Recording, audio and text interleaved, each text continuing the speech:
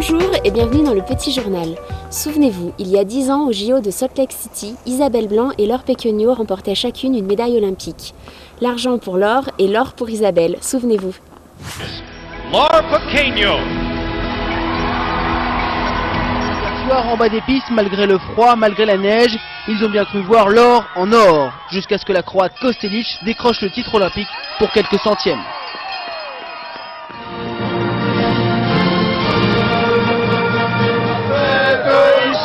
Like de mille, pour une bonne raison, Isabelle est en or.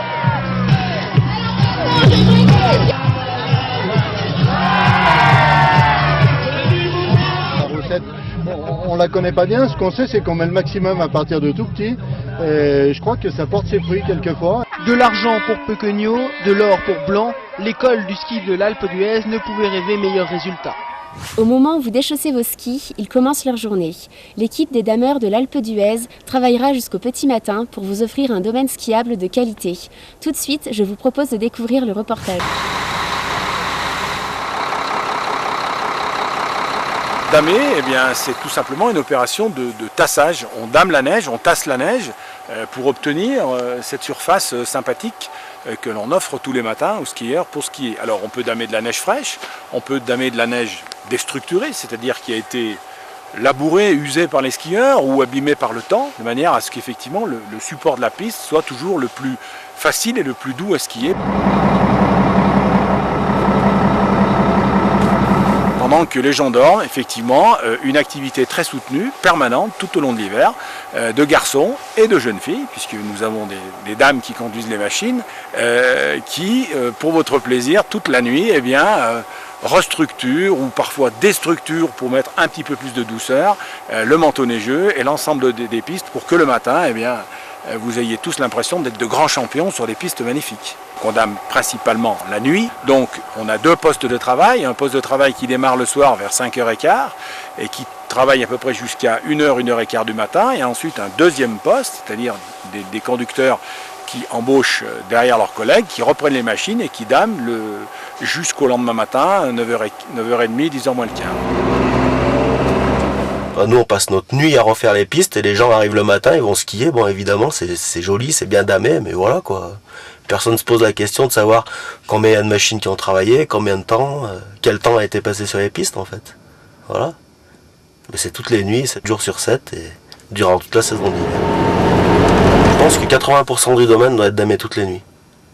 On a des pistes prioritaires, donc qui sont faites comme les couloirs, comme toutes ces pistes-là où il y a beaucoup de monde, elles sont faites en priorité. Les couloirs, c'est tous les jours c'est damé. On peut pas laisser une piste comme ça. Tu la laisses 3 jours sans être damé, c'est un champ de bataille. On fait tout ça bien propre, bien lisse comme un billard, pour que les skieurs soient au mieux pour leur plaisir. Voilà.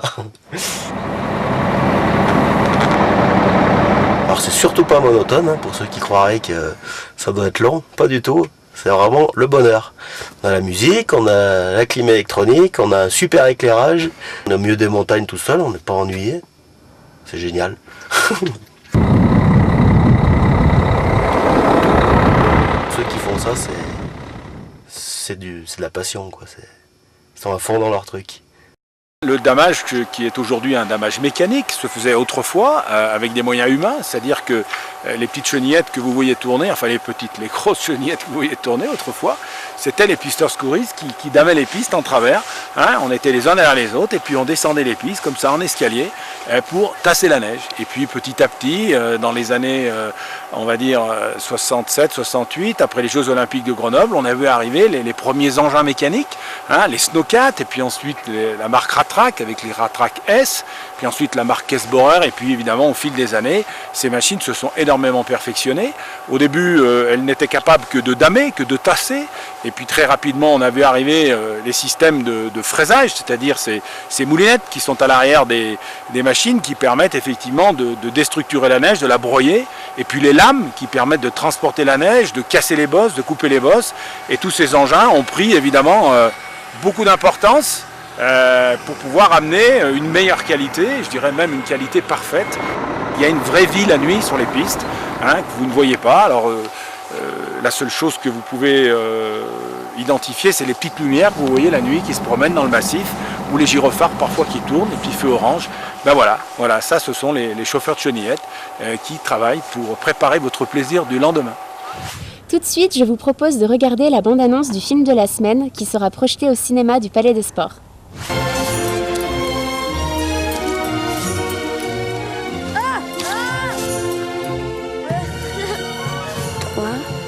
5. Mais combien t'as de pattes, toi? C'est ainsi que commence la grande aventure de Maki et Zarafa.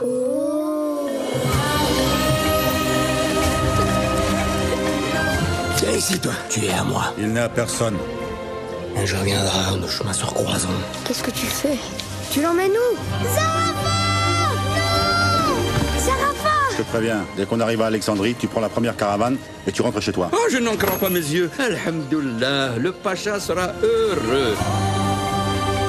On ne peut pas faire un plus beau cadeau. Un cadeau? Nous emmenons Zarafa en France. Je te déteste. Tu l'aimes cette girafe, hein? J'ai promis à sa mère de veiller sur elle. Laisse-moi partir avec vous. Ça va pas la tête. Mais tu voudrais qu'on traverse la Méditerranée. Et avec une girafe en plus. L'idée était un peu folle, mais pour libérer son pays, le Pacha d'Égypte voulait demander de l'aide au roi de France. Venez voir Zarafa, la première girafe de Et France. Zarafa devait être le cadeau. Le royaume de France n'est pas un souk. Alors rendez-nous Zarafa. Un cadeau est un cadeau. Quoi?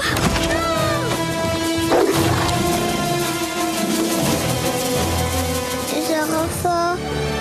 Zarafa et moi, on s'enfuira. Au revoir, bonne semaine à tous et à bientôt dans un prochain petit journal.